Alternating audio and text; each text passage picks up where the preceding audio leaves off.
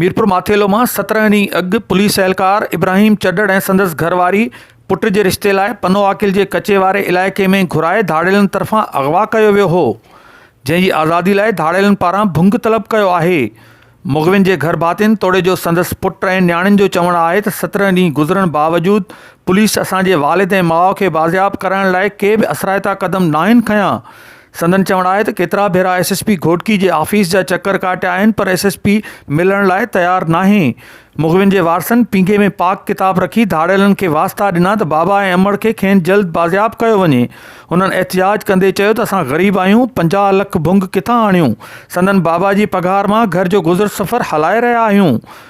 मां अगवा थी आहियां त बाबा पुलिस हेड कांस्टेबल हुयो, SSP जे कंप्लेन सेंटर में ड्यूटी कंदड़ हुयो।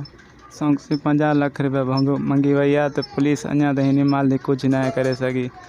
त SP दिलासा ॾिए थो डेली त इंशाल्लाह सुबुह ताईं बाज़ियाब कराए ॾींदासीं। त जॾहिं SP ऑफिस वञूं था त SP पाण ख़ुदि मिले ई नथो। ख़बर मिले थी त SP मोकल ते अॼु 10 ॾींहं आहे त SP मोकल ते आहे, त बाक़ी आवाम वीचारी काॾे वञे। खैर जे 15-16 ॾींहं आहे पुलिस चवे थी डेली दिलासो था ॾियो SP अॼु न सुबुह, अॼु 17 ॾींहं थी अञा ताईं SP साहब पुॼी नथो करे। फ़ोन कई बाबा जे नंबर तूं मुंहिंजे भाउ ॾे, उनखे चवनि था 50 लख रुपया भुंग ॾियो।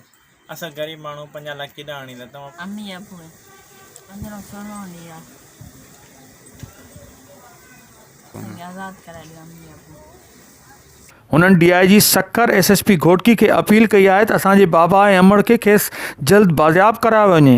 कैमरामैन टीम सां गॾु अशरफ बुखारी, सिंध TV न्यूज़, मीरपुर माथेलो।